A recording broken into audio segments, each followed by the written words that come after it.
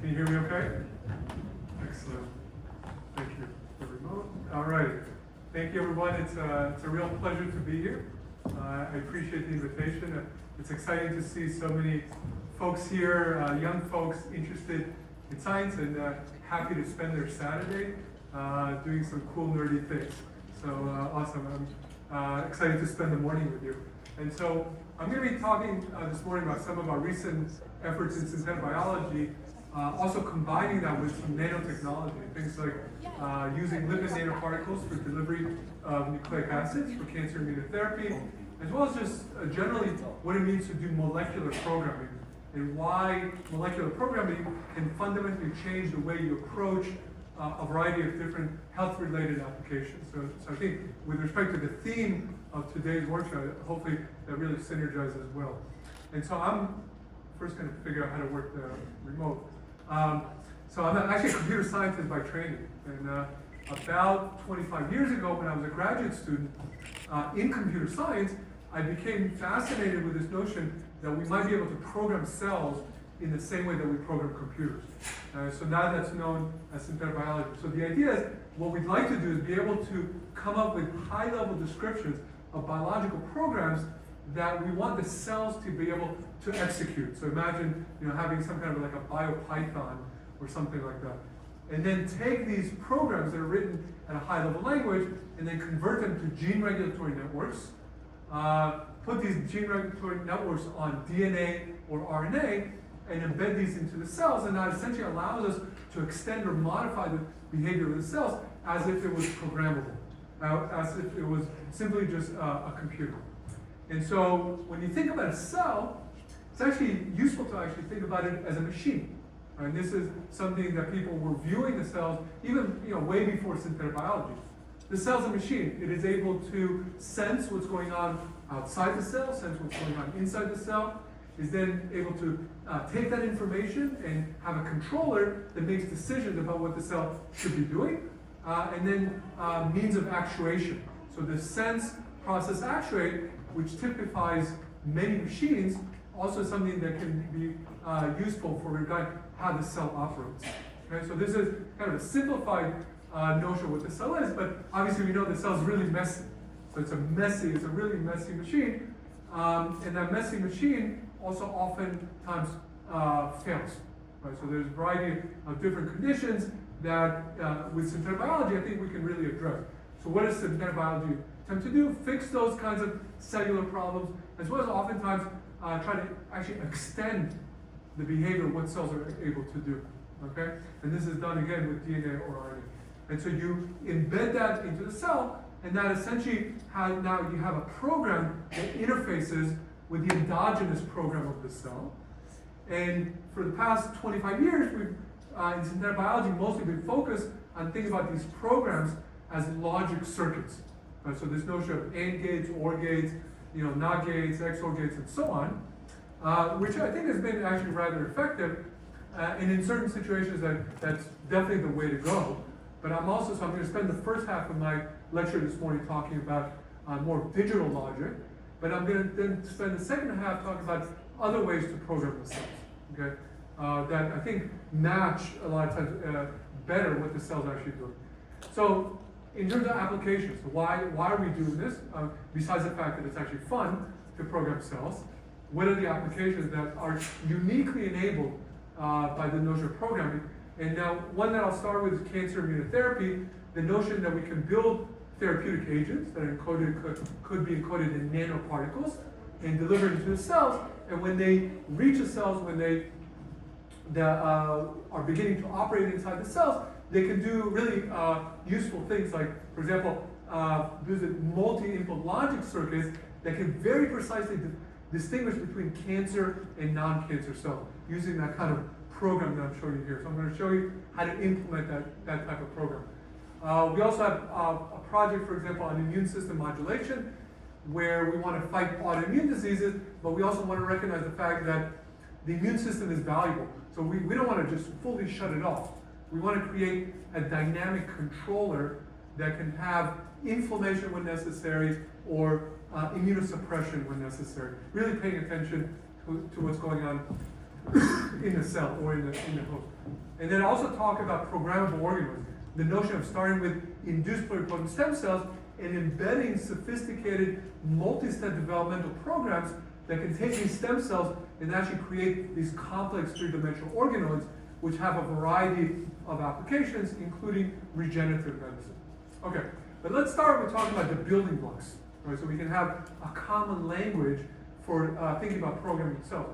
And so the kind of the most fundamental building block that we have for creating these kinds of programs is the NOT gate. Okay, so this is conceptually simple. This is a one-input logic gate where if the input is low, the output is high. If the input is high, the output is low. Okay, so simple logic operation. And the question is, how do we implement that inside the cell? And so we use repressors. These are transcriptional repressors to begin with, but I'll show you a variety of other repressors. So we have a repressor. So if the repressor is not present in the cell, such as the case right here on the left, then there's high output. But if the repressor is present, then it represses the output. So we have a mapping from 0 to 1 or from 1 to 0. At least conceptually, it seems hopefully simple enough. Now, what can we do with these kinds of NOT gates? So we can actually begin to build circuits. And I would say this is really, again, I mentioned the word fun. This is, again, when the fun is even amplified.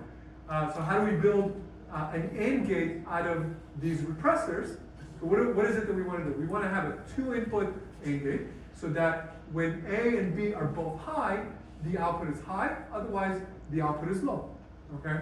So how do we build something like that? And I'm using a program to specify that. I'm using a truth table to specify that behavior. And the question is, how do we actually implement that? Well, here I'm showing you how to build a regulatory network using that kind of NOT gate, using that repressor to be able to implement a two-input AND gate. How does that work? So let's look at the different cases here. So the idea is that we have A and B repress that repressor R, each a different copy, which represses the output. So let's look at the 4 different cases that we have to take into account. So if A and B are absent, that means R is going to be expressed, and that represses the output. Okay, so that's good. If A is absent and B is present, then B represses R, but A does not, so we still have R in the system, so the output is still low. Another case is when A is present, B is absent, same situation. We still have R expression, and the output is low. And finally, when and only when A and B are both present, they both repress their copy of R, allowing the output to be high. So that should give you some sense of being able to take a basic building block and begin to construct a circuit that now has more complex information processing and control. Okay? And so this type of AND gate, I'm actually going to spend about half of the talk this morning discussing various kinds of AND gates and why they're really helpful. And I'm going to show you, for example, a case where we're using that for precise multi-input cell classifier to have very precise ability to distinguish between, for example, cancer and non-cancer cells. And then I'm going to argue that sometimes AND gates are good, but sometimes they're actually the wrong way to approach synthetic biology and programming cells. So I'm going to show you this evolution from traditional synthetic biology to something that is non-binary. Doesn't just work on and off values. Actually works on intermediate values, which arguably is actually a much better way to think about programming biological systems. So I'll talk about cancer immunotherapy. I'll talk about pattern and symmetry breaking, cell type specific expression, both of those with respect to programmable organoids, and then I'll talk about this notion of programming cells using artificial neural networks implemented using gene regulation. So there are no neurons involved here. Okay, this is something that actually implements neural-like computing. All right, so let's talk about cancer immunotherapy. So, as I'm sure everyone's aware, there's been just fabulous, tremendous progress with respect to cancer, using cancer immunotherapy and being able to push the field forward and really treat patients, sometimes for complete responses, complete remission. But obviously, challenges still remain. We're not done yet. So for example, it's hard to find good antigens in solid tumors. Tumors mutate, so there's antigen escape. How do we make sure to reduce off-target effects? And so the argument here is the control that synthetic biology provides. For example, with these notion of AND gates and other kinds of logic, really helps us address many of these challenges that we're facing today with cancer immunotherapy with respect to timing, dosage, localization, and even being able to do adaptive responses. Okay, so about around 2010, I became fascinated with RNA as a mechanism to program cells, and in particular, self-amplifying RNA. This is work that was done with Daryl Irvine, Yuzhu Dong, Marianne and Yuan, former postdocs. And so what is this self-amplifying RNA? So you can introduce RNA into a cell. So everybody knows about modified RNA. You introduce the RNA, it would make, for example, the antigen for a vaccine. You get vaccinated. Awesome, that's incredibly powerful.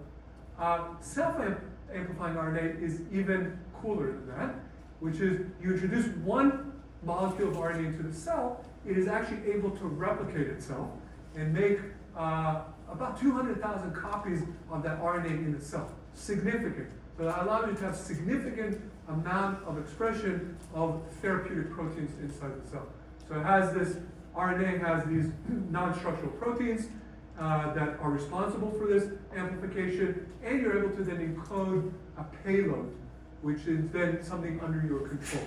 And that payload gets highly expressed. So for example, when we compare a payload of a bioluminescent protein between the modified RNA, which is what you got with the vaccine, you see that you can get expression maybe for a day or two, whereas with a self-amplifying RNA, we can get expression for almost up to a month, and the amount of expression that we get is more than 100-fold. Okay, so numbers matter. For cancer immunotherapy, numbers matter. The amount of therapeutic protein that you make really makes a difference. And so we said, okay, let's actually try that self-amplifying RNA for cancer immunotherapy. Work by Ying Zhang, a former member of the lab, also with Yuzhu and Daryl. And what's the notion here? That we start with this nanoparticles, this lipid nanoparticles. We embed this self-amplifying RNA into them. We deliver that into a tumor. And the point is that it goes into the cells, these targeted cells, and expresses a cargo, which is going to be an inflammatory cytokine, with the notion of taking this immunosuppressive tumor microenvironment and create an inflammation, and also create a situation where the tumor-draining lymph nodes begins to be active and then send over these active T cells that are able to then target the tumor and shrink it and actually be able to address it. So cargo is expressed just by introducing the lipid nanoparticle with a replicon, we can create inflammation. And also when the cell dies, it goes through immunogenic cell death, which provides information about the tumor-associated antigens so that the immune cells, your own immune cells, can come into now an inflammatory microenvironment and be educated about what specific cells to attack. Okay? So that's the general notion. So I'm going to show you one slide, which is about 5 years of work. So this 3-in-1 platform where we have replicon RNA expression, so secretes immunomodulatory cytokines at very high levels. As I mentioned, I'm going to just really whiz through this. We get a nice interferon response, this danger signal, which helps create that inflammation that we need, and also immunogenic cell death, where the combination of these things ends up releasing these endogenous tumor antigens. So we get this 3-in-1 effect, and as a result of that, we can see experimental results. In a mouse model, we see really nice tumor regression. We see very nice survival curves for this. This is a very aggressive B16F10. This is a tumor model that's really aggressive. And then we also see these systemic effects where if we have tumor growing in two sides of the mouse and we inject just one of the tumors, we actually see shrinking on both sides. So we really have a nice systemic effect that's actually also durable as well. Okay? So quickly, the properties are amplification results in very high levels. Single formulation gets us this 3-in-1 therapeutic modalities, and we can get systemic as well as durable immunity from the cell. So we published this paper summer of 2020, and then a couple of folks from the lab Jake Vikraft and Tsuku Kitada actually took that. They started a company a year before then, and as of May 2024, they're able to take these self-amplifying RNA and actually start a phase 1 clinical trial. So I'm super excited about the fact that something that we came up with in the lab is now being actually used in patients, actually treat patients and evaluate whether this is an efficient, safe and efficient way to actually battle cancer. So, and these are first in human trials with self-amplifying RNA for cancer immunotherapy. So super excited about that. But this is not the perfect solution. So, for example, what if we wanted to make sure that we're controlling what's going on? Making sure that these therapies are only activated in the tumor cells, but not in non-tumor cells. This is, something like that AND gate that I was mentioning to. Synthetic biology really coming into play. So how do we do that? So Tsuku and Leela, former postdoc in the lab, a few years ago, were able to demonstrate that we can implement these NOT gates that I was mentioning to you before, using RNA-only delivery. So we deliver the RNA expresses RNA binding proteins, which then bind to these RNA aptamers encoded on the RNA that we deliver. So we can deliver just a single molecule of RNA, and it has all the circuit components in it. And the RNA binding protein then acts as a repressor. So if the RNA binding protein is not there, we have on, we have expression. If the RNA binding protein is there, off. Very similar to the NOT gate that I was showing you before. So very quickly, without going into too much details, we developed a library of these RNA binding proteins that act as good NOT gates. They can do good repression showing the data that I have here. But again, let's begin to build circuits using these kinds of elements. So this is also work with Hiro Saito that we published a few years ago. And so this is now showing you a multi-input AND gate that can very precisely distinguish between HeLa cancer cells and non-HeLa cancer cells. Okay, the way it does that is it looks at 4 different inputs. 3 of them, so these are all endogenous microRNAs. 3 of them have to be low, and 1 of them has to be high. So 141, 142, 146 have to be low, 21 has to be high. And if we have an AND gate with all these 4 inputs satisfying the requirement, that's a HeLa cell, and very unlikely to be anything else. Okay, so let's actually look at how this is implemented with RNA. And so the idea is that 141, 142, 146 have to be low. So we have the microRNA target sites directly on the payload. So if the microRNAs are present, any one of them is present, it degrades the RNA. So we have no production. So they all have to be low. So that satisfies 3 of the 4 requirements. The other requirement is that 21 is high. How do we guarantee that 21 has to be high? So 21, mere 21, represses the repressor of the target. And the only time where the target is allowed to be expressed is if mere 21 is high, because it represses the repressor. Okay, so that's the logic there. And so we have data showing that it works nicely. So I'm showing you results with HeLa cells, with HEK cells, and other cancer cells. So it's actually able to distinguish between HeLa cancer and other kinds of cancer, which is good. And then here I'm showing you when we put a payload which specifically kills the HeLa cells and actually doesn't harm the non-HeLa cells. So now we have a fluorescent output, and we also have a killer protein output. Okay? And so we are now developing mechanisms to be able to deliver that systemically. So the idea is that we'll encapsulate this in a lipid nanoparticle. We'll introduce that systemically, so it goes all over your body. So this is not an intratumoral injection, but rather systemic. And it's going to find the metastatic lesions and activate in those. But when it enters other cells, other cell types, liver, whatever, spleen, whatever other cell types, lung cells, it will recognize, no, those do not have the same microRNA expression profile and will be inactive. And so that's kind of the holy grail for us, is systemic delivery of these circuits to be able to treat any kind of cancer. Okay, so now let's switch gears and talk about organoids using similar kinds of mechanisms. I'm going to talk about microRNA sensors, I'm going to talk about NOT gates, I'm going to talk about AND gates, applying them also for cell classification. So a lot of similarities, but very different applications. So specifically with programmable organelles. So this notion that we're going to start with induced pluripotent stem cells. We're going to embed these synthetic gene networks into them. We're going to grow these in wells such that these induced pluripotent stem cells create these spheroids. And then we're going to activate a developmental program that guides these stem cells to create three-dimensional organoids. I'm going to specifically first talk about liver organoids, and then I'm going to talk about pancreatic organoids. Okay? And so the notion here is that the developmental program that we're embedding in there can be very sophisticated, can take these naive cells and create very complex three-dimensional assemblies that recapitulate what the organs really are all about.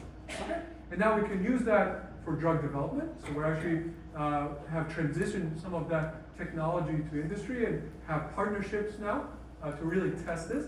So you can actually test your own liver and ask, personalized medicine. So ask the question, how would my own liver react to specific drug candidates? This is not a fantasy. This is something that is really happening right now in a commercial setting. And also regenerative medicine, where we would be able to generate liver organoids and then embed them into somebody that has liver failure, for example. Okay, and that's a little bit obviously longer term. So how do we do this? So let's take our basic steps. So this is work that was done in collaboration with Linda Griffith at MIT, and then Mo and Patrick, former postdocs that also worked on this. So let's take iPSCs and begin to make organoids out of them. And specifically, I mentioned liver organoids. We wanted that to be our first target. So how do we go from iPSCs to something that gets us closer to liver? So we found that if we embed and then express this factor called GATA6, it is able to drive these stem cells into specific lineages. Initially, we actually thought it would drive the stem cells into endoderm, which then could give rise to many different cell types. But what was interesting is that when you express GATA6 at different levels across the population, you can get this symmetry breaking whereby cells that have high levels of GATA6 are doing something different than cells that have medium levels of GATA6. So in particular, the high GATA6 levels cells become endoderm, and the medium ones become mesoderm. So you might ask, why is this useful? So we can actually bifurcate to endoderm and mesoderm. We actually can do ectoderm, but here we're going to focus on endo and mesoderm. The interesting thing about biology is if you push the cells toward endoderm and mesoderm, and then you ask what happens, and you wait, you can wait 10, 15, 30 days, they continue to actually develop. So there's an inherent default program where the endoderm continues to go to hepatic states. And the mesoderm continues to go to hemangioblasts, but we also get endothelial cells, we get hematopoiesis. So at the end of the day, we end up getting an actual liver organoid. So we get hepatocytes and cholangiocytes that co-develop with endothelial cells, so we get vascular networks that really support the formation of these very large liver organoids. So we end up getting all the cell types that are known to exist in the liver, and here's a picture of these very large liver organoids that we are able to obtain from a single initial population of cells. Okay, whoops. All right, I'm going to try to go back. This is in the adventure. Okay. Okay.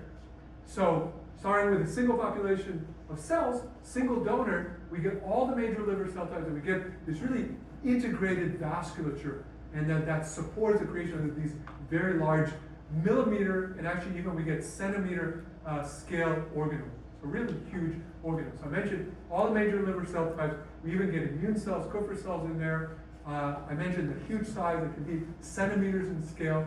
And then functionality. So they have the size, they have the cell types, Are they, they have any liver functionality? And so when we measured albumin and urea, which are important markers of liver function, they resemble what you see in an actual adult liver. We're excited about that. We asked the question, did we get perfect liver organoids? Were we that lucky? So we looked at other important liver functions. So these notion of ADME genes, which are responsible for drug absorption, distribution, metabolism, and excretion. And we found out that in our organoid, relative to the gold standard, which is primary human hepatocytes, we do quite well with most of them. Okay, most of them really hit the mark, but a few of them do not. Right? So for example, CYP3A4, which belongs to the cytochrome P450 superfamily of enzymes, not good, not good.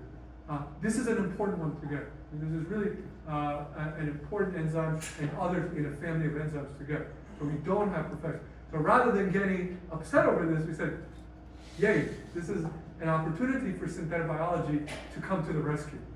Okay, how do we do that? So what did I show you so far? So I showed you step one of this biological program that takes these iPSCs and generate these entire set of cells. They do pretty well. They're mostly mature, but the hepatocytes, not enough. They're only partially mature, right? They're not where they need to be. And so how do we address that? Well, so we're going to embed a second step of this biological program into the stem cells, all the way in the very beginning. And this program, this additional module, is going to constantly ask the question, is this cell a hepatocyte? And if the answer is yes, then it's going to activate hepatocyte maturation factors.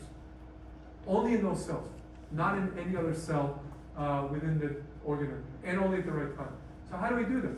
So we found out that microRNA 122 is going to be a good sensor for distinguishing hepatocytes from non-hepatocytes, because it's only high in the hepatocyte within this content.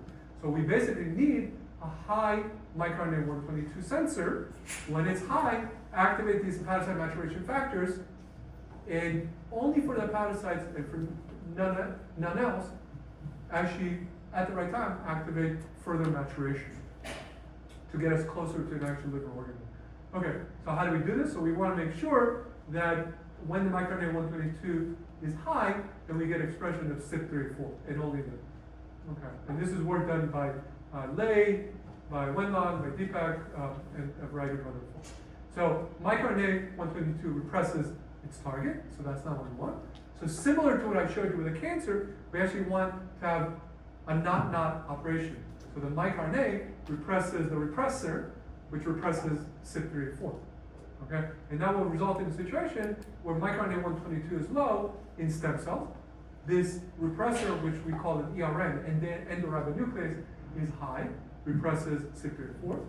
When we get to hepatocytes, microRNA 122 is high, represses the repressor, allows CYP3A4 to be expressed. Very similar to the cancer, but actually using a different kind of mechanism. And indeed, this works.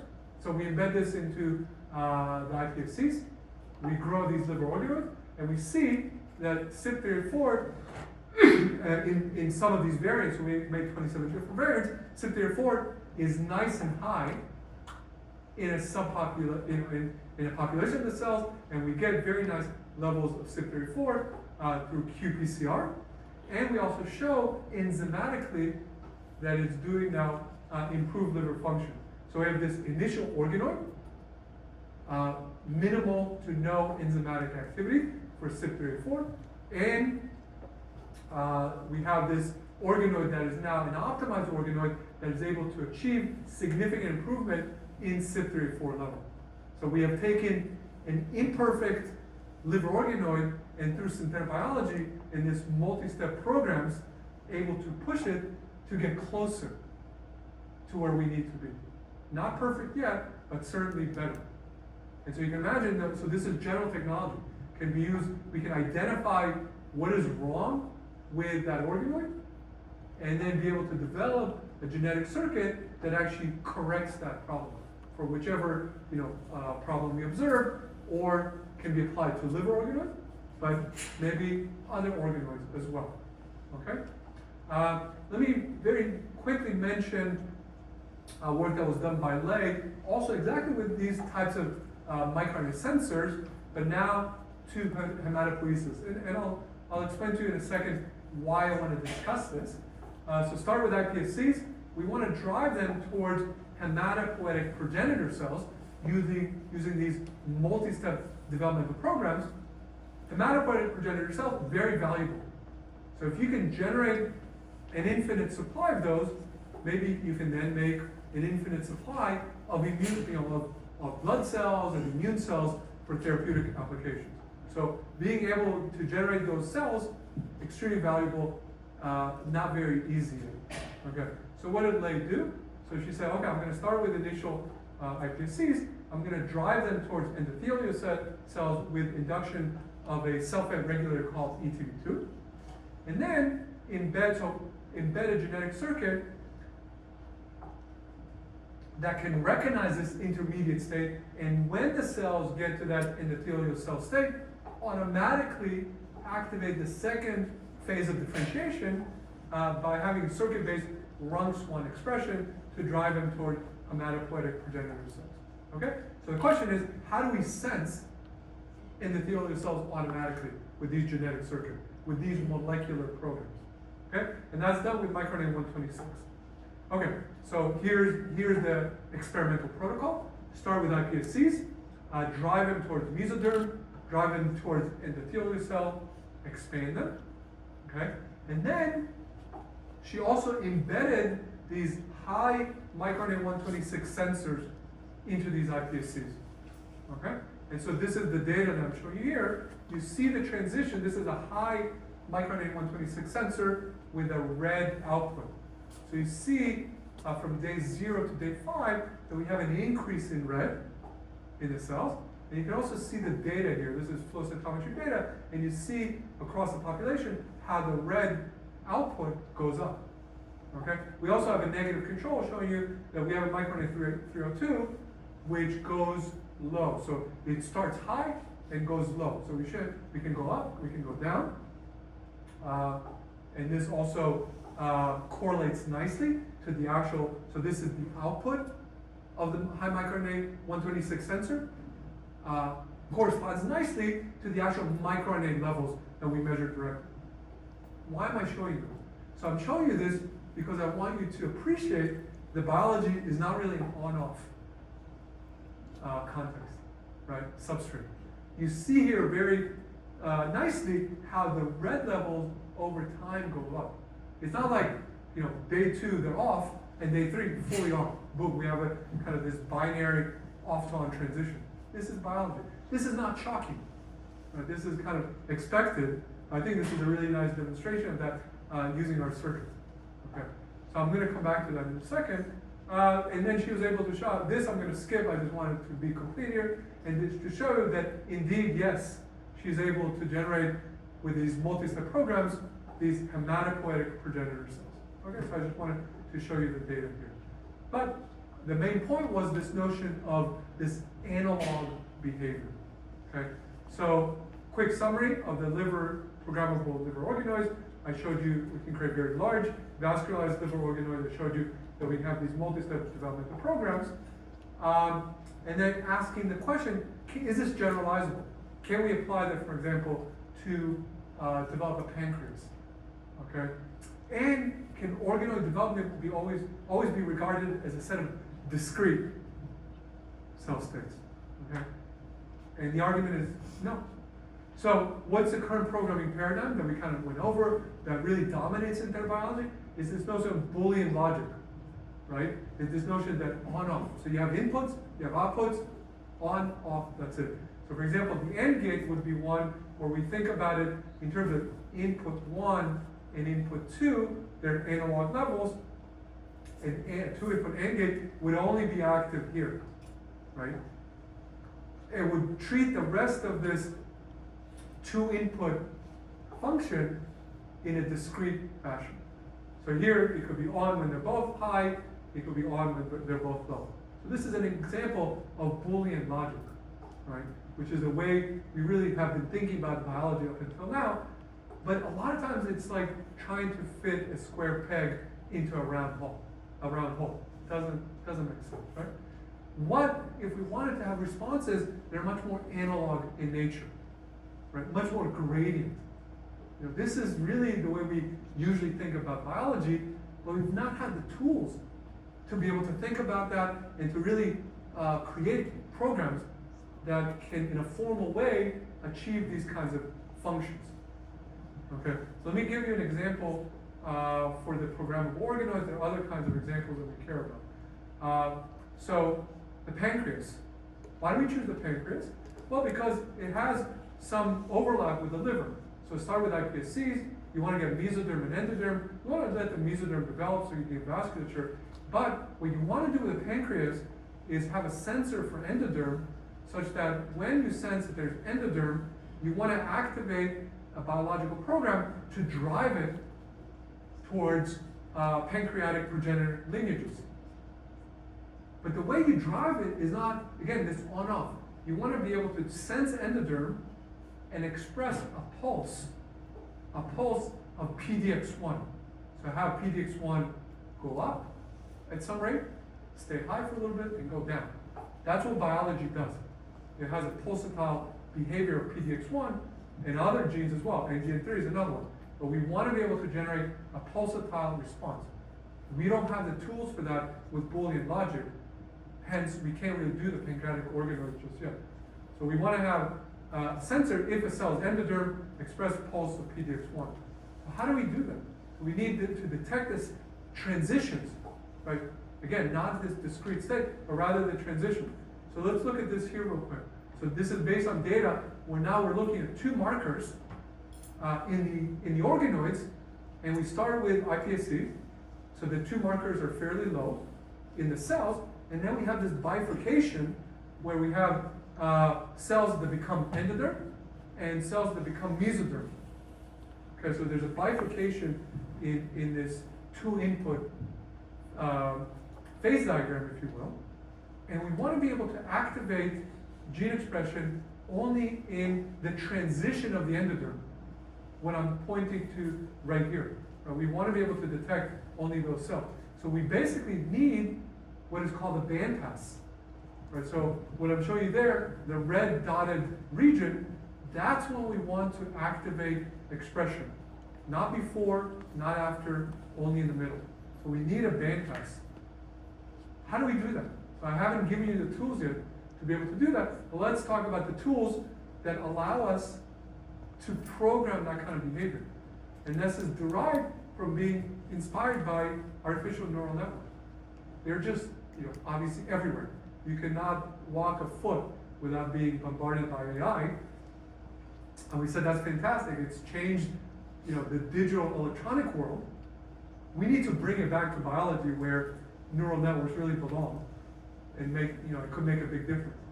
Okay? So neural networks, I'm going to then describe how we can now implement artificial neural networks inside individual cells using gene regulatory networks. Okay? Why do we want to do this? When you look at a neural network, it looks a lot more like an actual biological network than these Boolean circuits I was mentioning before. Okay, so the argument here, this is a much better match. And folks like Andrew, Christian, Wenlong, in this collaboration with Elissa Franco over at UCLA, this is a collaboration with them. And so what's the premise here? And this, now I'm going to show you some work with Jean, Charles, and Georg. How do we build these artificial neural networks using molecular programming? Okay? Let's talk about what we need for these artificial neural networks. So we need to be able to implement an artificial neuron. So everybody here has used artificial neural networks. I'm not sure how many people actually know how they work. They're not actually all that complicated. So an artificial neuron is actually simply a node that sums its inputs, so has multiple inputs. It does a summation of the inputs where weights are associated with each input value. And then it goes through an activation function, which sounds complicated, but it's actually not. So an activation function could be something that is, for example, flat under some value, and then linear above some other value. This is called the rectified linear unit, flat linear. If you have weighted summation of inputs and this flat linear, you can get an artificial neuron. And then you have to connect it to create neural networks. And that's, in 30 seconds, you now know what artificial neural networks are, to some approximation. Right? Okay, so can we do this? So we need to have weighted inputs, we need to be able to do addition, we need to do subtraction if the weights are negative, we need to be able to do this nonlinear function that I mentioned, and we need to be able to construct networks. So let's go through the process of achieving this with biological regulation itself. So this is no electronics, purely gene regulation. So let's do the first thing, which is start with a genetic construct that we have a promoter that makes a fluorescent protein. So the promoter is a sequence of DNA, makes a fluorescent protein. And so we have the process of transcription to RNA. We have then the process of translation to create protein, central dogma. Okay? How do we use this? So we can actually do addition fairly easy. So we just have two kind of sources of this transcription unit. They both make the same RNA. The result is a summation. So summation is actually fairly easy. So approximately, we get summation now. And we can actually do a weighted summation. I'll show you in a second.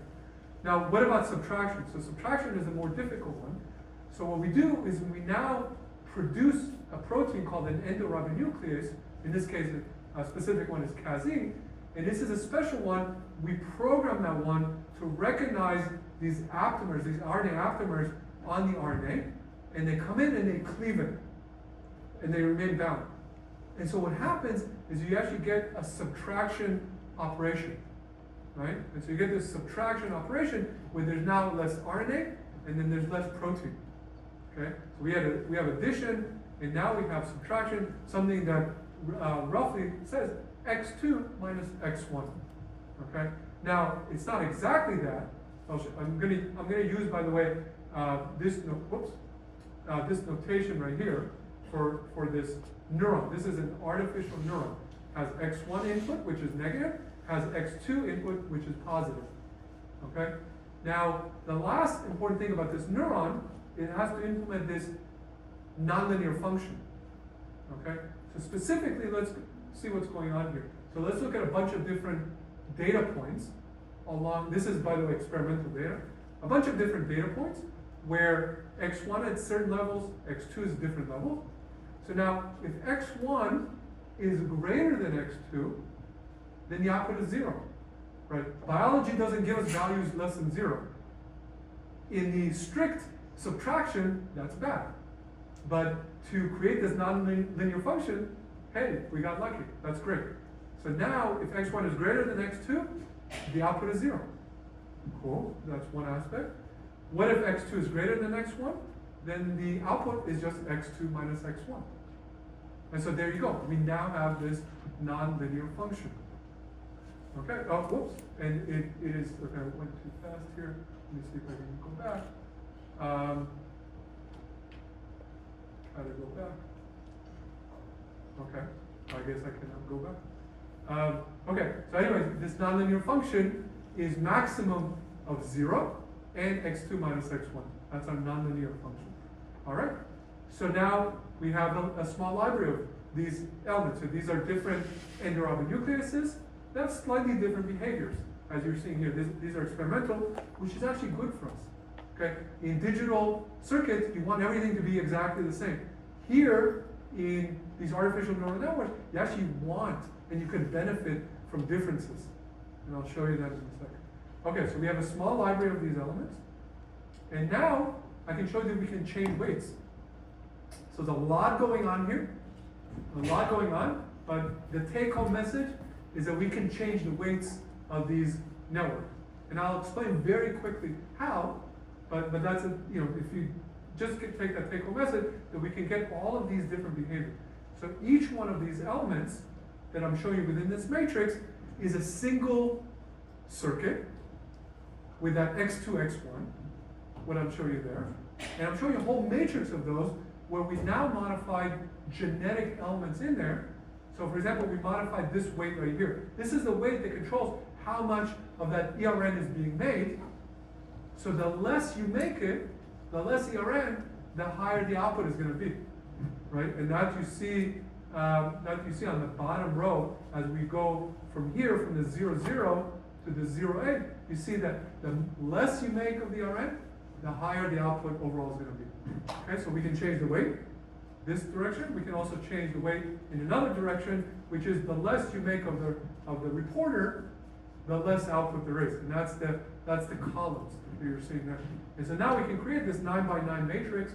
So we have very fine tunability over the weights, and that's really important in artificial neural networks because changing the weights is the thing that allows you to basically learn, train, optimize the circuits to create specific functions. Right? So what is learning in AI? It's changing weights to achieve a specific function. So now we have the basic capability to do that inside cells. So we can change weights, and then we can compose these circuits as well. Okay, so composing circuits, so we can take one of these ERNs that I will show you here, and we can also combine it with another one. So the first ERN, x1 is a negative input, x2 is positive. In the second ERN, x1 is a positive, x2 is a negative. So we actually flipped the signs on them.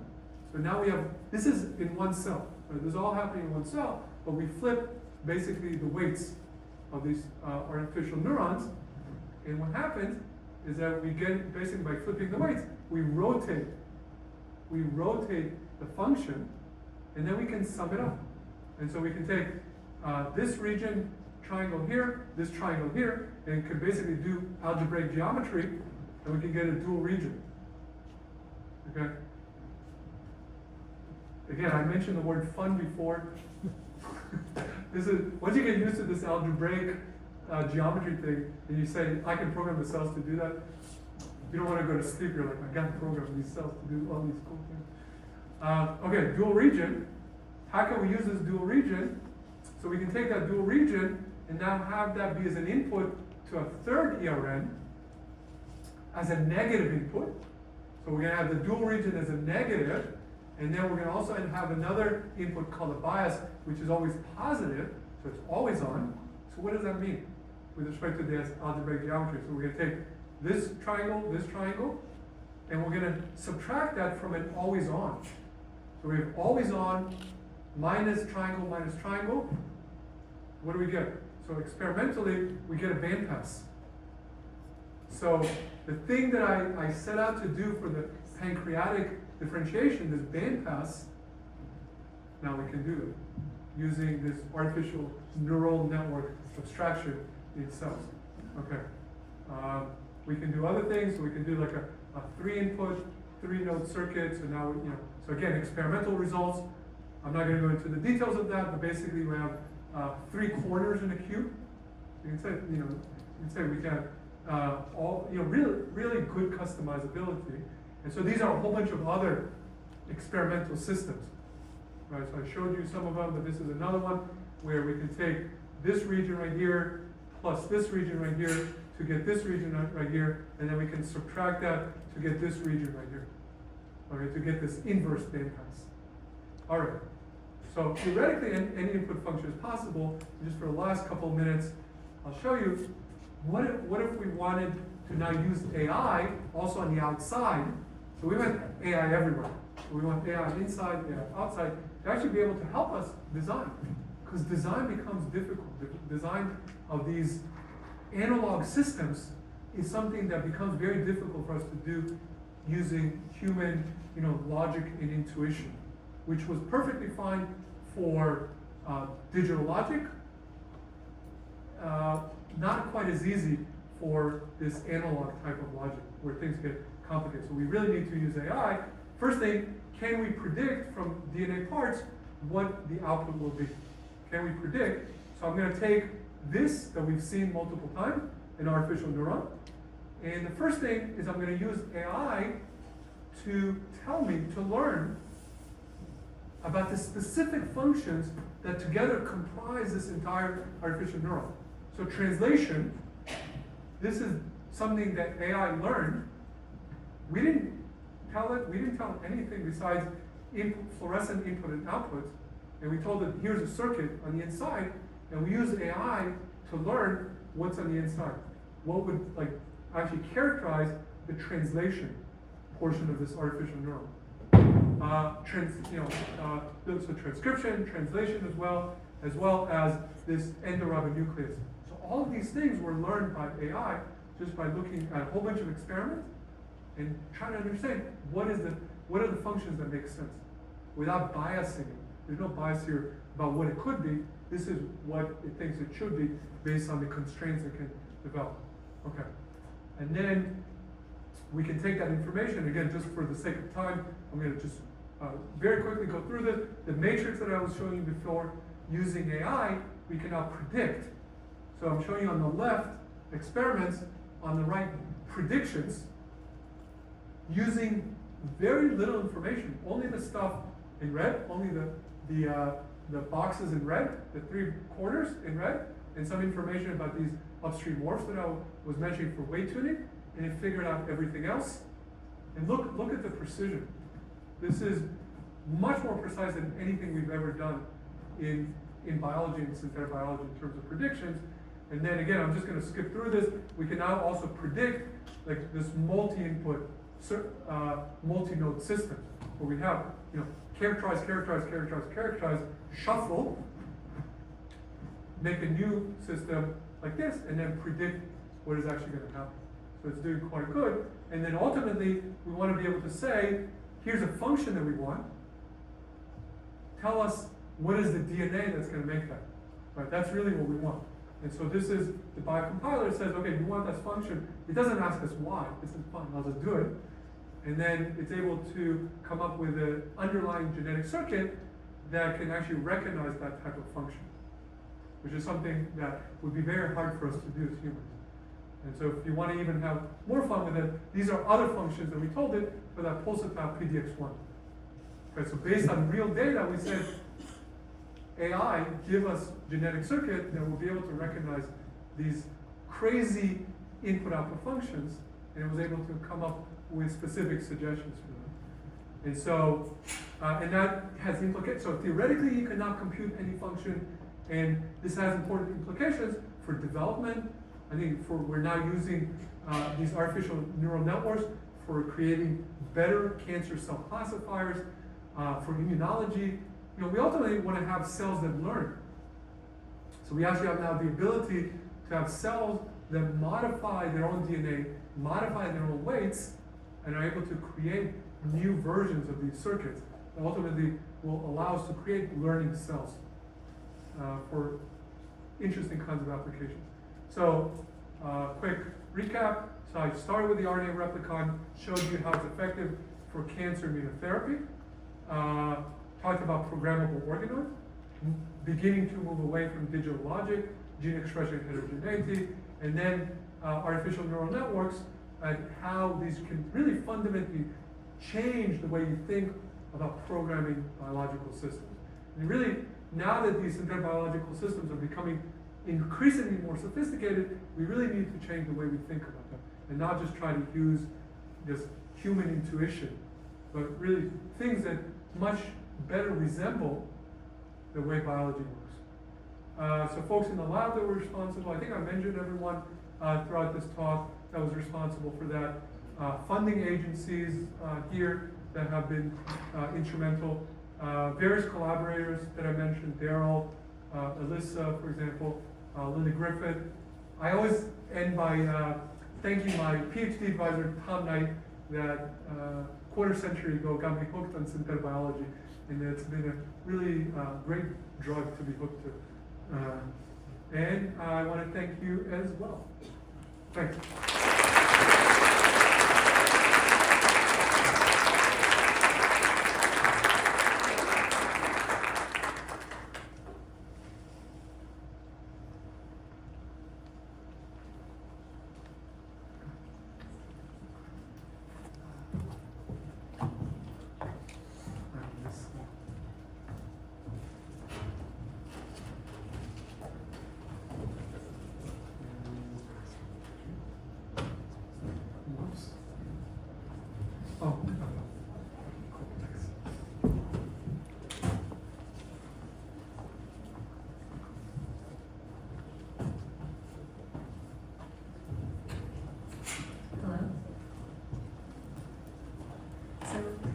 so much for your valuable insights, Dr. Weiss. We truly appreciate your presence here today and sharing your enthusiasm for synthetic biology and passion for what you do.